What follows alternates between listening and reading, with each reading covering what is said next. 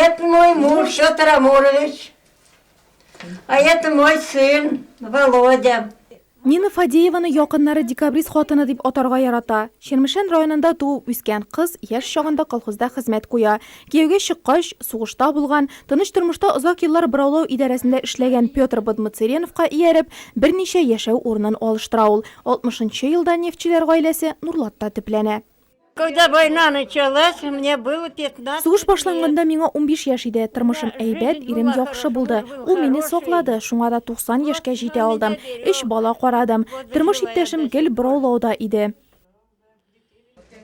Дәүләт хезмәтендә эшләмәсә дә Нина Фадеева гаилә учагын саклаучы хуҗабикә, эш ул үстерүче кадерле әни булып яши. Картлыгы иминлектә 8 оныгы, 9 оныкчыгы булган дәрәҗәле әби статусында уза. 90 яшьлек юбилее белән әбекәйне алар гына түгел, район җитәкчелеге дә котлады. Район башлыгы урынбасары Флора Ногманова тыл хезмәтчәненә Россия президенты Владимир Путин котлауларын һәм район башлыгы Рауль Кузеров бүләкләрен җиткерде. Наша мама, мы ее так зовем.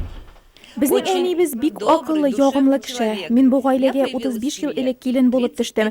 Нәкъ менә шушы фатирга килдем. Өстәл артына утырттылар. Кайнана каймаклар, кабартмалар пешергән иде. Аларны өстәлгә матур итеп тезеп тә куйган. Аңарда һәр вакыт чиста, уңайлы була торган иде. Очень аккуратная.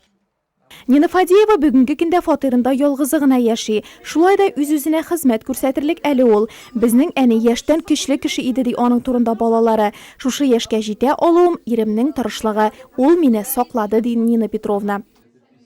15 лет мы с ней бок о бок, в принципе. Без аның белән 15 ел бергә күршеләр булып яшибез.